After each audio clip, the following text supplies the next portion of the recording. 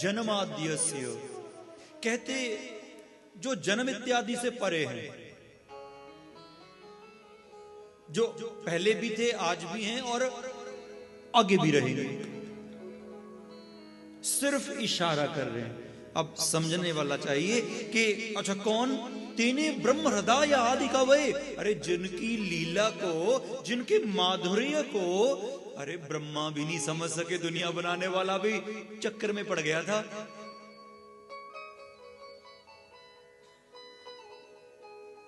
कौन है वो? सत्यम परम धीमहि, कहते वो सत स्वरूप परमात्मा है। जाके हृदय सांच है ताके हृदय आप। ये सारी विधियां मन को पावन बनाने की हैं। परमात्मा को सब प्यारे हैं, वो सबसे उतना ही प्रेम करते हैं, चाहे कोई भी जीव जंतु कोई भी योनि में हो, उनका प्रेम उतना ही है। पर हां, इन सारी योनियों में से एक योनि स्पेशल है जिससे भगवान बहुत ज्यादा प्रेम करते हैं। और वो कौन सी है? भगवान ने रामायण में स्वयं बोला था कि ये मानव, ये मनुष्य मुझे अतिशय करके प्यारे हैं। अच्छा क्यों भाई? ऐसा क्या गुण है हम में कि हम भगवान के फेवरेट हो रखे हैं? तो हमें ऐसा गुण कौन सा है? अगर मैं कहूं कि हम बहुत एक्टिव हैं, तो हमसे ज्यादा एक्टिव तो कौवा है, काकचेष्टा, बहुत एक्टिव है वो।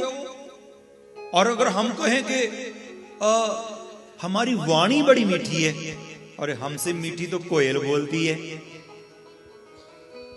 अगर हम कहें कि हमारी नोजी बड़ी सुंदर है जी, हमारी नाक सुंदर है, शायद इसलिए भगवान को, अरे तोते का नाक देखो कितना सुंदर है भाई।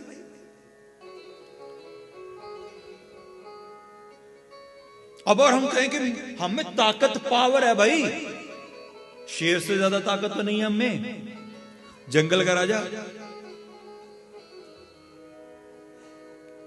क्या है हमें जो हम उनके फेवरेट हो रखे हैं भाई? इस मानव में ऐसा क्या है कि उनके फेवरेट हो गए?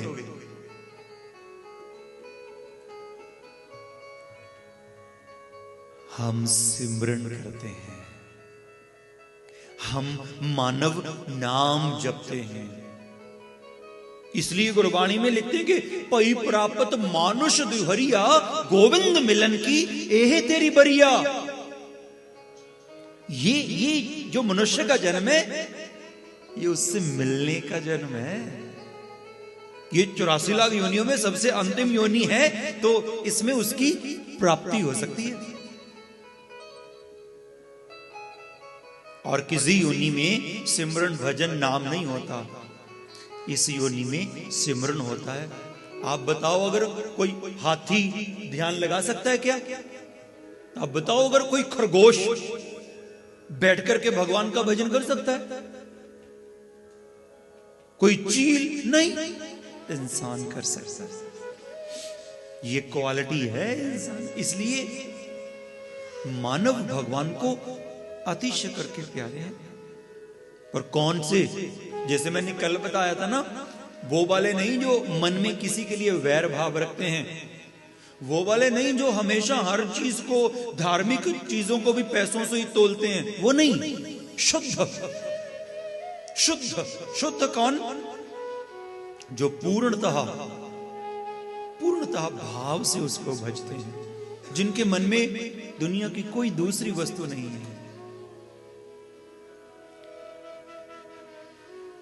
आज भागवत ग्रंथ के लिए लिखा कि निगम कल्प तरोर गलितम फलम। ये भागवत ग्रंथ कैसा है? कहता ऐसे है ये जैसे वेद रूपी पेड़ के ऊपर श्रीमद् भागवत रूपी फल लगा हुआ है। और कैसा फल? गलितम फलम, बिल्कुल पका हुआ, खाने के लिए बिल्कुल तैयार। अब किसी फल को देख करके कोई कैसे कह सकता है कि ये मीठा होगा, फीका होगा, या क्या होगा, या खट्टा होगा? इस फल के ऊपर श्री शुक मुखाद अमृत द्रव संयुतम, तोते ने अपनी चोंच लगाई हुई है। जिस अमरूद के ऊपर, जिस गावा के ऊपर तोता अपनी चोंच मार देना तो वो मीठा होता है जी। अब इसका कोई वैसे तो प्रमाण है नहीं, अगर मैं कहूं भी आपको भी किस ग्रंथ में लिखा है, नहीं, ये मेरी दादी के ग्रंथ में लिखा था, उन्होंने हमें बता दिया, हमने आगे पास कर दिया। इसको आप्तवचनम प्रमाणम बोलते हैं जी, आप्तवचन प्रमाणम, कि जो बड़े बुजुर्गों ने कहा है हम उसको प्रमाण मानते हैं। कि जिस फल के ऊपर तोते ने चोंच मारी हो वो मीठा होता है, और वाक्य में होता भी ऐसा है।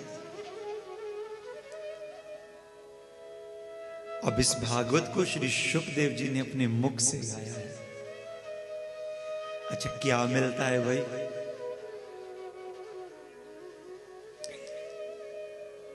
क्या मिलता है? अमृत द्रव संयुतम, अमृत मिलता है। अमृत क्या है? अमृत है उसका नाम, उसकी भक्ति, उसके प्रति समर्पण। हम उनके हो जाएं, ये अमृत है। जैसे मीरा हो गई थी, जैसे नामदेव जी हो गए थे, जैसे गोपियां हो गई थी, जैसे सुखदेव जी हो गए थे, जैसे राजा परीक्षित हो गए थे, और कितना एक नाम बताऊं, जैसे वो उसकी प्राप्ति होती है इससे। अमृत द्रव, इसलिए पीबत भागवतम, इसको बार बार पीना चाहिए। जितनी बार पियोगे रसमालयम, उतना ही ज्यादा रस आएगा। इसलिए मुहुर हो रसिका भुवि भावुका, हे भावुको, हे रसिको, इस कथा को बार बार सुनो। ये कथा तुम लोगों के लिए, किनके लिए?